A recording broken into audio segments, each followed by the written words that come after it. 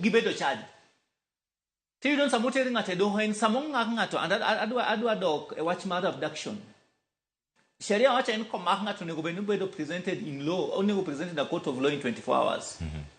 Miguel Ebo wacho ni mano. Yes. Seche 24. Mane commitment mwachiwa as a people. As a government, no man is what will be done. So sama umaki kod joma mokwongo wakiani gin sirikal. Okay?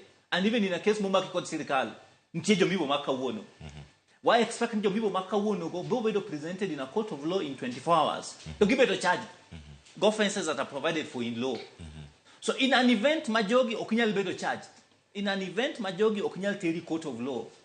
The government is engaging in an illegality. Come on. For the fear of the unknown. Rokamana ina Samson.